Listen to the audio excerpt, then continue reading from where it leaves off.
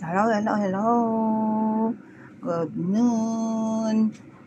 Tayo ay magpe-prepare po ng ito po, may soy sauce, at saka corn flour, and oil. Yung pang-marinate natin sa pork chop para mamayang gabi na ulam. Ito po, imamarinate natin. Nilagyan ko po to ng na oregano, herbs para masarap, mabango. Yung nabibili sa supermarket. Yan. Ilubog natin doon. Itong mga nais at tinatad ko na pork chop para masarap po mamaya pag i-fry natin. Tapos, pag fry nito, ulam na! Diba?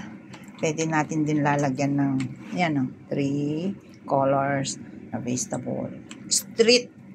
Spotlight na vegetable. Pagka bago ka pa lang dito, sasabihin ng ng amo mo, buy street vegetable.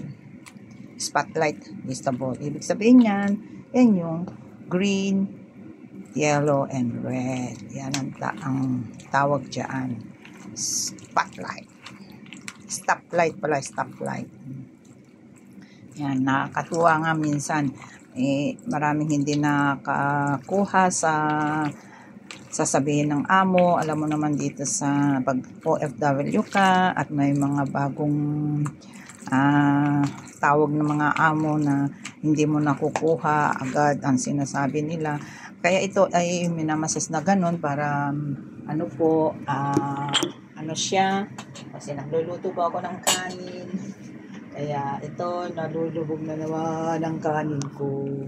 Yan po. Nagluluto po kasi ako ng pang-lunch ko. Yan yung kanin. Saka ito yung cucumber. Igisa ko na lang mamaya ng konting karne. Para may lunch tayo. Kasi nag-iisa lang po ako rito. Yan po ang sekreto ng gumawa ng pork chop po para masarap mamayang pa-dinner ko po sa kanila. Ito po. 6 na slice po na pork chop. Isang slice namin mamaya para sa kaya need natin i-marinate para masarap lalo. Diba?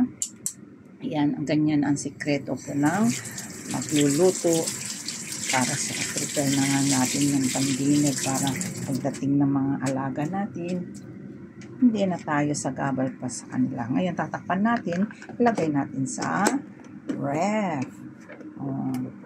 Dito lang naman yung ref namin. Tapos para hindi siya masira, ilagay natin dito. Yan. Mamayang gabi, ito yung squid ko. Ipa-fry ko na rin din siya ng may tawag nito, merong luya. Ito po ang luya natin para matanggal po ang lansa ng squid. Salamat po sa panunood. I love you all po. Bye-bye. Tangkilikin nyo po ang munti kong channel, JC Vlog. Bye-bye. Love you all.